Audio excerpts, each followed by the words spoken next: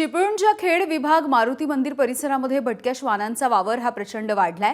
त्यामुळे इथल्या नागरिकांमध्ये देखील घबराटीचं असं वातावरण आहे।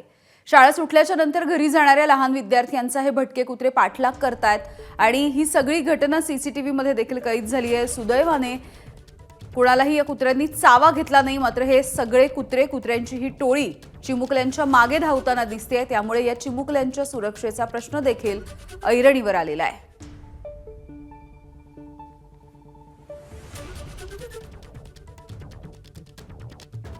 चिपळूणमधल्या खेड इथली ही दृश्य आहेत। भटक्या कुत्र्यांचा उपद्रव आणि त्यांचा हैदोस इथे देखील बघायला मिळतोय। त्यामुळे इथल्या नागरिकांमध्ये आणि विद्यार्थ्यांमध्ये काहीसं भीतीचं वातावरण आहे। स्वप्नील घाग आमचे प्रतिनिधी आपल्याला माहिती देत आहेत। स्वप्नील, कल्याण असेल, पिंपरी चिंचवड असेल, त्यानंतर आता चिपळूण या ठिकाणी देखील भटक्या कुत्र्यांची अशीच दहशत बघायला मिळते आहे।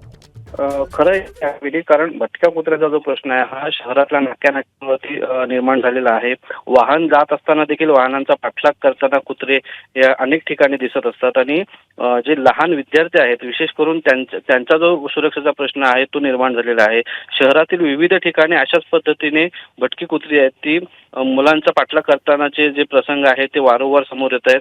मुलांना चावा घेण्याचे देखील प्रकार समोर येत आहेत आणि त्यामुळे कुठेतरी मुलांचा ज्या सुरक्षेचा प्रश्न आहे तो निर्माण झालेला आहे।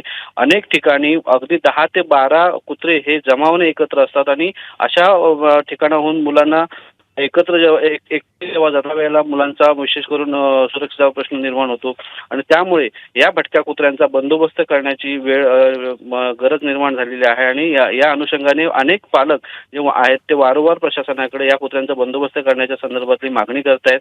मुलांवरती वारंवार हल्ले होत आहेत आणि हे हल्ले जे होत आहेत ते कुठेतरी चिंतेचा विषय आहे।